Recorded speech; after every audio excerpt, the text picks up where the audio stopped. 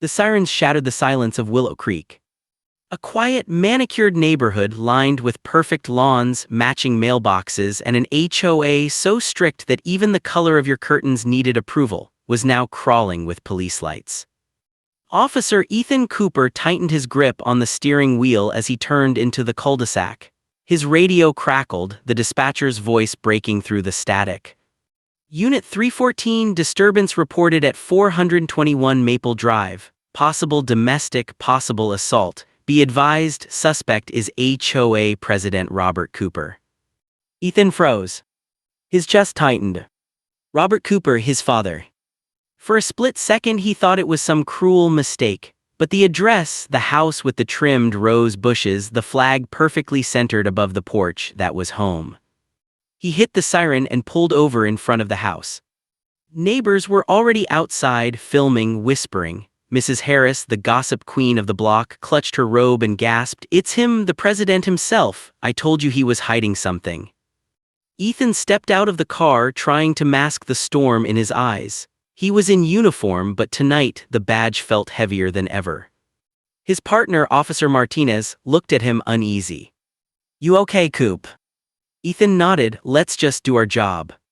They approached the house. The front door was half open, a faint trail of blood on the wooden floor. Inside, furniture was overturned and the smell of spilled whiskey hung in the air. Then they heard it, his father's voice. Rough, furious. "You people don't understand, he was trespassing, he threatened me." Ethan moved in. "Dad."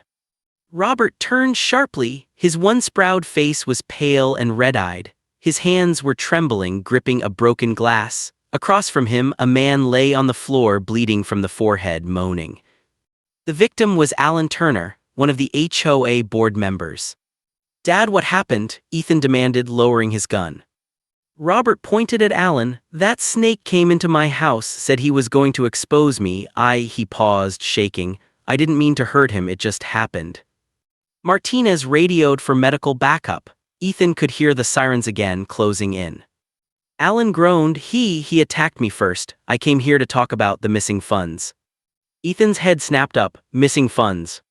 Robert's eyes went cold. "Don't you dare bring that up in front of my son." But it was too late. Martinez was already recording statements, standard protocol. Ethan knew he couldn't interfere. "Dad," he said quietly, "put the glass down." Robert looked at his son, his own son in uniform, then slowly set it on the counter. His voice broke. "Ethan, you don't understand what's happening." "I will," Ethan said, "but right now I have to take you in." The words hung in the air like poison. The man who taught him everything about honor, about responsibility, now stood before him as a suspect. Robert didn't resist. As Ethan placed the cuffs around his wrists, the neighborhood's eyes burned into them, whispering, filming, judging. Robert murmured under his breath, "You're making a mistake, son." Ethan avoided his gaze. "Then tell me the truth." Robert looked at him, eyes full of something Ethan couldn't name, fear, guilt, love, and said, "The truth would destroy you." Ethan's breath caught, but before he could respond, paramedics rushed in, tending to Alan Turner. The man was weak but conscious.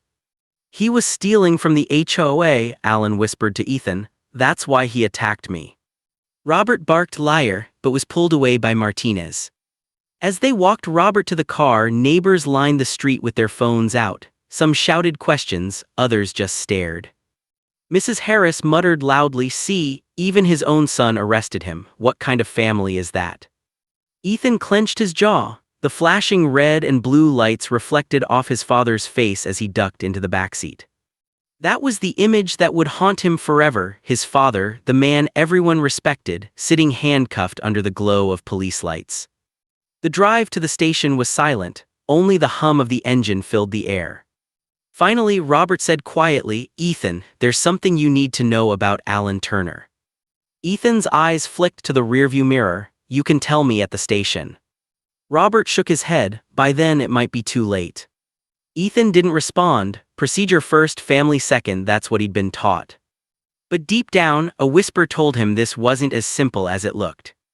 When they reached the precinct, Ethan handed his father over to booking. Martinez started the paperwork. Ethan, numb, walked out into the cold night air and stared at the horizon. He had arrested his own father. But as he stood there, a thought began to crawl into his mind like poison. What if Alan wasn't the victim at all? The next morning, the HOA group chat was on fire. Every member, every neighbor, every resident had something to say. Can you believe it? Our president stole from us. He always acted so perfect. Ethan scrolled through the messages, feeling his stomach twist. The HOA was more than a neighborhood committee, it was his father's life. He built this community from the ground up, turning it into one of the most desirable areas in the county. Why would he risk everything? He decided to go back to the house. It was taped off as a crime scene, but as the lead arresting officer, he had limited access. Inside, the once perfect home looked broken, like its soul had been ripped out overnight. Papers were scattered across the desk in his father's office. Ethan glanced over them, meeting minutes, complaint letters, HOA fee spreadsheets. Then something odd caught his eye. A manila folder marked Confidential Willow Creek Restoration Fund. Inside were receipts, transactions, and signed checks. Huge amounts, $200,000 in total, transferred from HOA funds to a construction company named Turner Development LLC. Alan Turner's company. Ethan froze. His father wasn't stealing, he was paying Alan, but for what? He flipped through more documents until he found an unsigned letter addressed to the board of directors. It read, "To all members of the Willow Creek HOA board. I have reason to believe Alan Turner has been using false invoices to drain the restoration fund. I've confronted him privately and have gathered partial evidence. Please meet next Monday to review." Dated 3 days ago. That meant his father was planning to expose Alan, not attack him. But Alan got to him first. Ethan's pulse raced. He grabbed his phone and called Martinez. "Hey, I need you to pull Alan Turner's financials, anything linked to HOA contracts, construction deals, property sales." Martinez frowned over the line. "You think Alan's dirty?" "I think my father's been framed." Before Martinez could respond, Ethan heard a car pull up outside. He looked through the window, Alan Turner's black SUV. Alan stepped out bandaged. Limping slightly, he looked around nervously, then walked straight to the mailbox, Robert's mailbox, and slipped something inside. Ethan ducked behind the curtain, watching. When Alan drove away, Ethan went out and opened the mailbox. Inside was a small white envelope, unmarked. He tore it open. Inside, photos. Photos of Robert meeting secretly with a man in a dark alley, cash exchanging hands. And a note. "Still think your father's innocent." Ethan's heart pounded. The handwriting looked familiar, but he couldn't place it. Someone was playing both sides. He didn't know who to trust, his father, Alan, or someone else entirely. That night he went to visit Robert in holding. His father sat behind the glass, eyes weary. "You came." Ethan slid the photos onto the counter. "What's this?" Robert studied them, then laughed bitterly. "Fake, Alan's setting me up. I was investigating him and he's turning the tables." "Why didn't you tell me sooner?" "I was protecting you." "From what?" Robert leaned forward, voice low. "You think the HOA is just about lawns and rules? There's money, Ethan, big money, developers, contracts, kickbacks. Alan's been laundering funds for years under everyone's noses. When I found out, I tried to stop him. He threatened to ruin me." Ethan stared at his father. "You should have gone to the police." Robert smirked faintly. "You mean you?" Ethan clenched his jaw. "This isn't a joke." "I didn't go to the police because they're in on it," Robert whispered. "The inspector, the treasurer, even one of your own superiors. You don't know how deep this goes." Ethan shook his head. "That's insane." "Is it?" Robert asked. "Ask yourself why the evidence disappeared from my office last night. Someone broke in after I was arrested." Ethan froze. He had noticed the file cabinet was open when he arrived. Robert leaned closer. "You're in danger too, son. Alan won't stop until everyone who knows the truth is silenced." Before Ethan could answer, a guard appeared. "Time up." Robert gave him one last look. "Find the folder, Ethan, the real one. It's hidden behind the wall safe." As Ethan walked out, every instinct told him to run from this case. But another voice whispered louder, he had to know the truth. That night he returned home, locked the door, and stared at the wall safe his father mentioned. He pulled the painting aside, pressed the keypad, and opened it. Inside, stacks of envelopes, more receipts, and a flash drive. He plugged it into his laptop. A folder appeared, HOA proof. Inside were recordings, his father and Alan arguing in an office. Alan's voice came through clearly. "You don't get it, Robert. If you talk, you're dead. This whole community runs on money and I'm the one who decides where it goes." Then silence, a door slam. Ethan sat back, breath shaking. His father was telling the truth. But before he could copy the files, a notification popped up, remote access DETECTED, file DELETED. Someone had hacked into his laptop. The screen went black. Outside, a car engine roared to life. Ethan ran to the window, Alan's SUV again, speeding away into the dark. He grabbed his phone, called Martinez, and shouted, "He's destroying evidence, I've got proof." But the call cut off. His lights flickered, power gone. And then 3 sharp knocks on his door. Ethan's heart raced. He reached for his gun, moved quietly toward the entrance, and listened. A voice on the other side whispered, trembling, "Officer Cooper, please, you don't know the whole truth." It was a woman's voice. He slowly opened the door. And froze. It was Lydia Turner, Alan's wife. Tears streamed down her face, she looked terrified. "Please," she whispered, "you need to know what your father found before they kill us all." Ethan's world spun. Whatever this was, it was far bigger than an assault, bigger than the HOA. Something dark was hiding beneath the perfect lawns of Willow Creek. And now it was coming for him. Ethan's grip tightened on the doorframe. Lydia Turner's eyes darted around the porch as if she expected someone to be watching. Her voice trembled. "Please, can I come in? They'll kill me if they see me here." He hesitated for half a second, then stepped aside. "Get in." As soon as she crossed the threshold, he locked the door and shut every curtain in the house. The shadows of the streetlights cut across her face, revealing bruises along her wrist. "What happened to you?" Ethan asked. Lydia shook her head. "It's Alan, he's not who you think he is." "I already know he's dirty." She looked up sharply. "Then you don't know enough." Ethan motioned for her to sit, start talking from the beginning. She sat on the couch, her hands trembling. "It started with the HOA's restoration fund. Alan said it was for neighborhood beautification, parks, repaving, community upgrades, but it was a front. He used it to launder money from private investors, developers, politicians, even cops. Your father found out and tried to stop him." Ethan frowned. "My dad said something like that, but where's your proof?" "I have it." She pulled a flash drive from her pocket. "Alan doesn't know I took it. He keeps everything, every deal, every payment on encrypted drives. I copied one last night when he was drunk." Ethan stared at it. "You realize this could put you in danger." "I already am," she whispered. "He knows I took something, but he doesn't know what. I've been hiding since this morning." Ethan took the drive, plugged it into his laptop, and prayed the hackers weren't watching again. A folder opened, hundreds of files, contracts, names. One caught his eye, Project Sunrise. He clicked it. Blueprints, property maps, and then an email chain. Alan Turner to an unknown contact. "Demolish the West Side homes by next quarter. Once the president's out, I'll push the rezoning through. Developers are ready to buy. Keep the cops quiet. Payment follows." Ethan's jaw tightened. They weren't just laundering money, they were planning to destroy part of the neighborhood. "Wait," he muttered, "that's Dad's side of the street. He was stopping them from rezoning. That's why Alan wanted him out." Lydia nodded. He was the only obstacle, the only one with enough influence to stop the sale. Ethan leaned back, running his hands through his hair. "So Alan frames him, gets him arrested, then pushes the deal."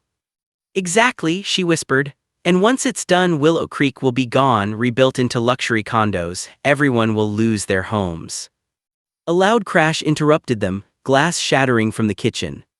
Lydia gasped. Ethan drew his gun, moving silently toward the sound. A rock rolled across the tile, a note tied to it with twine. He picked it up, unfolded the paper. "You should have stayed out of it, Officer Cooper." No signature. His phone buzzed, unknown number. He answered. "Who is this?" Alan's voice came through, low and cold. "You think you can save him, you just made the same mistake." Ethan's pulse spiked. "Alan, listen." Click, the line went dead. Lydia stood frozen. "He knows I'm here." Ethan looked out the window. A black SUV idled down the street, lights off. He turned to her. "We have to move now." They slipped out the back door, cutting through the narrow path that led to the woods behind Willow Creek. The night was thick with crickets, the only sound between their hurried breaths. Lydia whispered, "Where are we going?" "To the one place Alan won't expect." Ethan led her to an old community maintenance shed near the lake, abandoned for years. Inside, dust floated through the moonlight and broken tools lined the walls. He pulled out his radio, but it crackled uselessly. No signal this far out. "Martinez will notice I'm off-grid," he said, "but we need to move fast. That drive is proof. We can use it to clear my dad." Lydia nodded, clutching her arms. "Then what?" Ethan hesitated. "Then we expose everyone behind it." She gave a shaky laugh. "You don't know how deep it goes, Ethan. Alan's not the head, he's just a middleman." "What do you mean?" She hesitated, then whispered, "The man behind all of it is someone your father trusted." Before Ethan could ask more, a beam of light swept across the tree's headlights. "Multiple vehicles." Lydia's eyes widened. "They found us." "Stay here," Ethan ordered, moving to the window. 3 men stepped out of the SUVs, men he didn't recognize, all dressed in black, carrying flashlights and weapons. Not police. "Mercenaries." Ethan ducked back, heart pounding. "They're not here to scare us, they're here to finish it." He looked around the shed, no exit but the one door. Lydia whispered, "We're trapped." He scanned the walls, found a rusted side window nailed shut. He kicked it open. "Go." She hesitated. "What about you?" "I'll cover you." She climbed through, crawling into the darkness. Ethan turned back, gun ready, as the door burst open. A man stepped in, voice calm. Officer Cooper dropped the weapon. "Who sent you?" Ethan demanded. The man smiled faintly. "Same people who sign your father's HOA paychecks." Before Ethan could react, the man lunged. They struggled, crashing into a workbench. The gun slid across the floor. Ethan landed a punch, grabbed the man's wrist, and twisted hard until a crack echoed through the shed. The man screamed, dropping a small radio transmitter. Ethan kicked it away, but too late. More footsteps were closing in. He bolted out the window, sprinting after Lydia. They ran through the woods, branches whipping against their faces. Behind them, flashlights cut through the darkness, shouts echoing. "Go toward the lake," Ethan yelled. "There's an old dock, maybe we can lose them." They reached the edge of the water, breathless. The moon shimmered on the surface. The dock creaked as they stepped onto it. But then gunfire. Bullets splintered the planks around them. Lydia screamed. Ethan pulled her down. "Get in the water."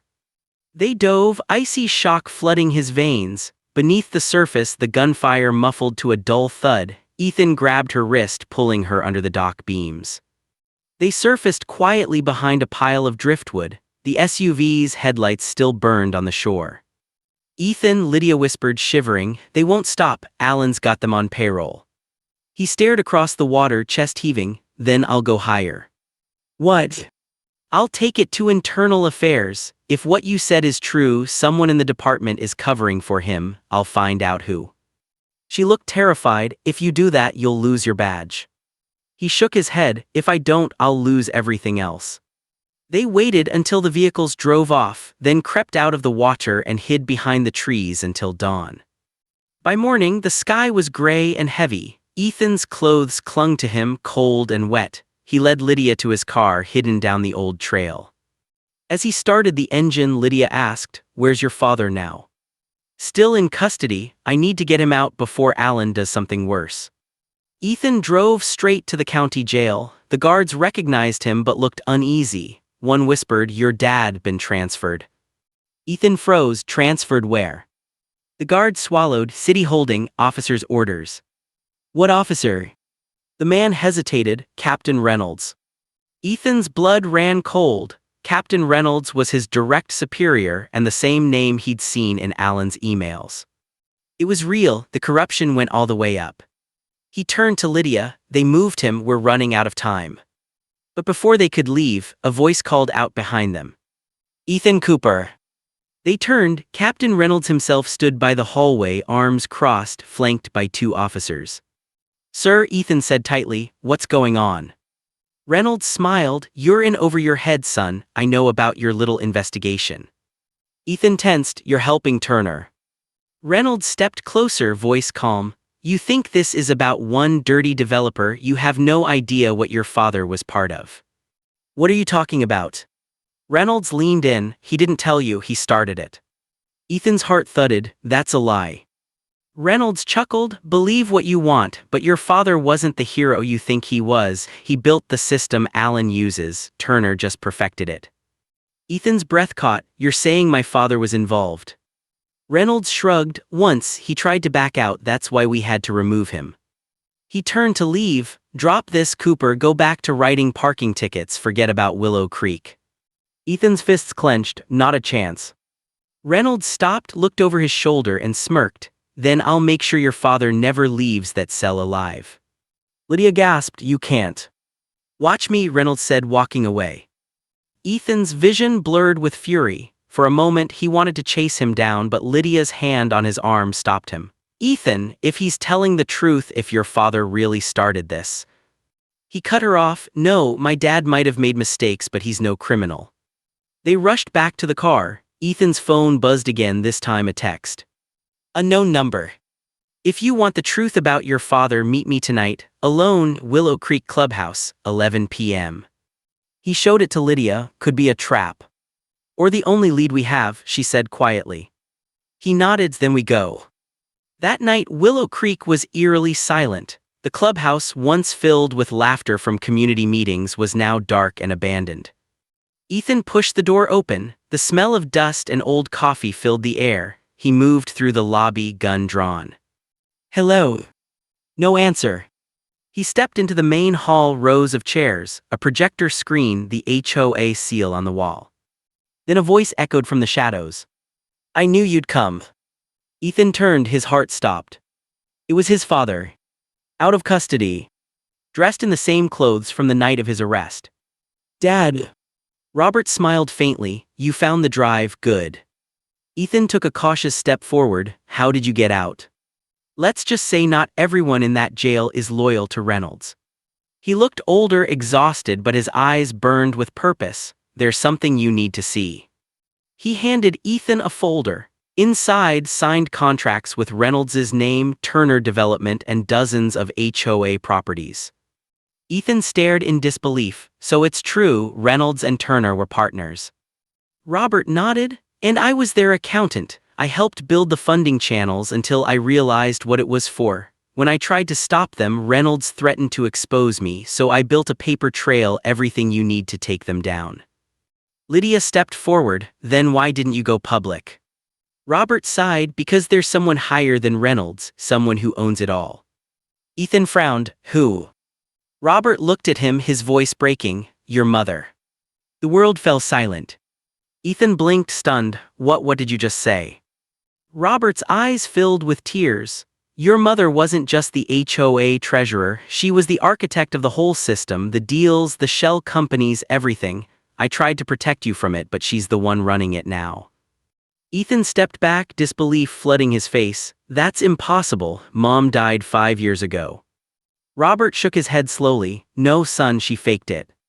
Ethan's entire world shattered. And before he could speak, a shot rang out. Robert's eyes widened, a red bloom spreading across his chest. He fell to his knees. Ethan turned, Lydia screamed. A figure stepped out of the shadows. Elegant, cold, smiling. It was her. Ethan's mother. Alive. Holding a gun. Ethan's gun trembled in his hand. His mother, Margaret Cooper, stood there in the doorway, calm, elegant, untouched by time. Her voice was soft, almost loving. Hello, Ethan. The room tilted, he couldn't breathe. You're dead. She smiled faintly. I was until I had to come back. Robert clutched his wound, coughing blood. Don't listen to her, Ethan, she's behind everything. Margaret's eyes flicked to him, cold as glass. Still lying, even now, you always were dramatic, Robert. Ethan shouted, stop, somebody tell me what's going on. She sighed. You want the truth? Fine, I built Willow Creek. The HOA, the fund, the development contracts, they were mine. I used Robert's name because he was the respectable face, the one people trusted. But he got greedy. He started keeping files threatening to expose me and my partners. Robert wheezed, "You murdered investors, laundered millions." Margaret raised the gun again, "And I made this community thrive. Do you think all this beauty came from charity? Someone had to get their hands dirty." Ethan's pulse pounded in his ears. "You faked your death." She nodded. "A car crash is such a convenient way to disappear, and it kept you loyal to your father, poor boy. I couldn't let you know what he really was, an accountant who thought he could outsmart me." Robert groaned, collapsing. Ethan rushed to his side, pressing his hands against the wound. "Dad, stay with me." Robert whispered, "She's lying the files." Ethan hidden under the clubhouse stage. "Enough," Margaret snapped, firing another shot. The bullet grazed Ethan's shoulder, spinning him around. He fell behind a chair, gun still clutched tight. Lydia screamed, ducking for cover. Margaret aimed again, her face unreadable. "You shouldn't have come back here, Lydia. Alan told me you'd gotten soft." Lydia stared at her, horrified. You're the one Alan works for." Margaret smiled. "He was useful until he failed." Ethan gritted his teeth, adrenaline drowning out the pain. "You killed your own husband." "He betrayed me," she said simply. "But don't worry, darling, you'll understand someday. Power is a kind of love, you'll see that when you're in charge." "I'll never be part of this." "Oh, Ethan?" She tilted her head, a strange sadness flickering in her eyes. "You already are. You're the perfect face for the next phase, a decorated officer, a grieving son, a symbol of trust. You'll make the community believe again while I run things from the shadows." He couldn't believe what he was hearing. His entire childhood, his family, his morals built on lies. Behind him, Robert whispered weakly, "Don't let her win, son." Margaret raised her gun for the final shot. "Goodbye, Robert." Ethan fired first. The bullet hit her shoulder. She staggered, dropping the gun, her eyes wide with shock and fury. Lydia lunged forward, kicking the weapon across the floor. "Ethan, go." He grabbed his father, dragging him toward the exit. Margaret screamed behind them, her voice echoing off the empty clubhouse walls. "You can't stop it, the deal's already done." They burst into the parking lot just as sirens wailed in the distance. Martinez's unit. Ethan flagged them down, shouting, "Officer down, get an ambulance." Martinez ran up, stunned. "Coop, what the hell happened?" Ethan just shook his head, barely able to speak. "It's my mother, she's alive." The words sounded insane, even to him. They rushed Robert to the hospital. He was unconscious but breathing. Lydia stayed with him while Ethan gave his statement. He didn't mention everything, not yet, not until he had proof. He returned to the clubhouse hours later, dawn breaking over Willow Creek. The air smelled like rain and gunpowder. He went straight to the stage, pulled up the floorboards, and found a small metal box. Inside, flash drives, bank records, photos, and a ledger titled Phase 2. One document was stamped with the county seal. Approved, Willow Creek Rezoning Initiative, signed by Captain Mark Reynolds, Margaret Cooper, and Turner Development. That was the smoking gun. He copied everything, heart pounding. Finally, the truth was in his hands. But as he stood, headlights swept through the broken windows again. A car door slammed. And then Alan Turner stepped inside, bandaged, limping, but alive. He smiled. "Your mom's tougher than she looks, huh?" Ethan aimed his gun. "You should have stayed gone." Alan raised his hands. "Easy, I'm not here to fight. Margaret sent me, she wants to make a deal." "What kind of deal?" "She'll turn herself in if you hand over the files. Otherwise, she'll release the footage of your father laundering money." Ethan's eyes narrowed. "You're bluffing." Alan chuckled. "You think so? She filmed everything, every transfer, every fake contract. She knew you'd come looking. She planned for this." Ethan hesitated. "Where is she?" Alan smirked. "You'll see soon enough." Before Ethan could respond, Alan lunged forward, knocking the gun aside. They struggled, crashing through the chairs. Alan grabbed a piece of glass, slashing wildly. Ethan dodged, slammed him into the wall, and twisted the shard from his hand. Alan swung again, but Ethan ducked and drove a punch into his jaw. Alan crumpled. Ethan grabbed him by the collar. "Where is she?" Alan spat blood, smirking through broken teeth. "Look for her where it all began." Then with one last breath he whispered, "The lake." Ethan froze. Margaret's death had been staged at the lake. He looked down. Alan was out cold. He ran outside, jumped into his car, and sped toward the water as the sun began to rise. At the lake, mist rolled over the surface like smoke. The same dock he and Lydia had jumped from the night before swayed gently. And there she was. Margaret stood at the end, her arm wrapped in a blood-stained scarf, staring out across the water. Ethan approached slowly, gun drawn. "It's over, Mom." She turned, eyes calm again. "It was over years ago, Ethan, you just didn't see it." He took a breath. "I have everything, the files, the recordings, Reynolds, Allen, all of them are done." She smiled softly. "Then do what you came to do, arrest your mother, just like you arrested your father." He lowered his gun. "Why did you do it, all of it?" Her eyes glistened. "Because no one respects power until they fear it. This community, this world, it only listens to those who control the money." Ethan shook his head. "You destroyed everything we had." "I built something better," she whispered, "and now you'll take it from me." Tears burned his eyes. "You're not the mother I knew." She smiled sadly. "No, Ethan, you never knew me at all." And before he could stop her, she stepped backward. Into the water. The lake swallowed her whole, ripples spreading across the surface. Ethan shouted, diving in after her, but the water was murky and cold. He searched until his lungs burned, but she was gone. When he finally surfaced, the sun broke over the horizon, turning the lake blood-red. His mother was gone again, this time for real.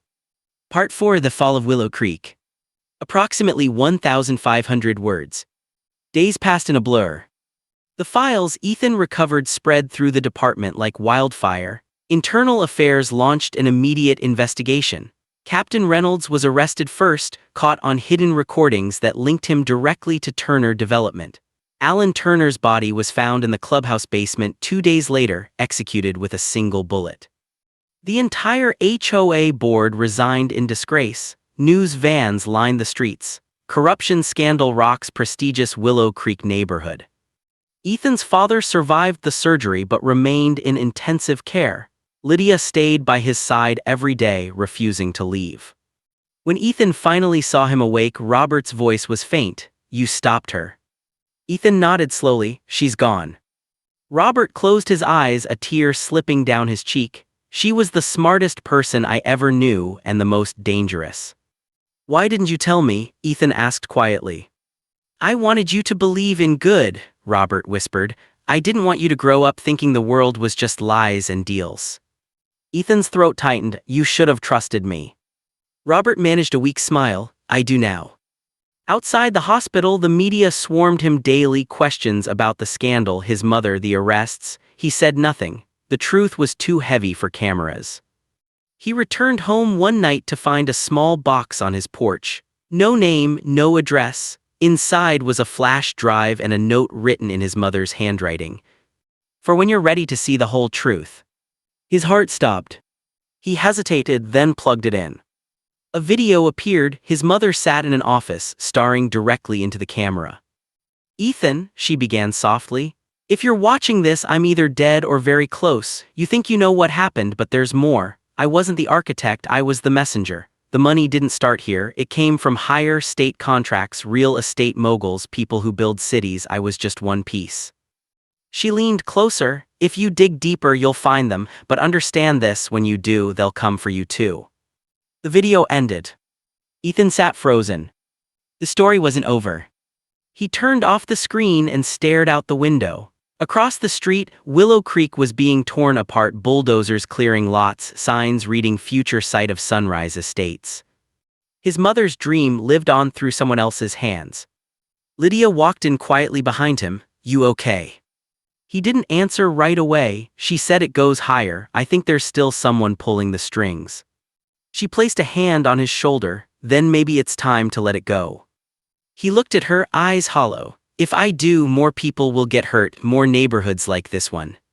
Lydia nodded. "Then we fight smart." He glanced back at the flash drive, then slid it into his pocket. No more secrets, no more HOAs, no more power games. For a moment, the two of them stood together in the quiet, the sound of demolition echoing through the morning air. Then Ethan whispered, "I'm going to finish what they started, only this time the right way." Lydia smiled faintly. "Then you won't be alone." He took one last look at the ruins of Willow Creek, The perfect lawns, the broken dreams, the ghosts of his family, and turned away. As they walked down the empty street, a final gust of wind lifted a piece of paper from the rubble. It was an old HOA newsletter. Across the top in bold letters it read, "A community built on trust." Ethan stopped staring at it for a long moment, then he whispered almost to himself, "Never again." And he walked into the sunrise,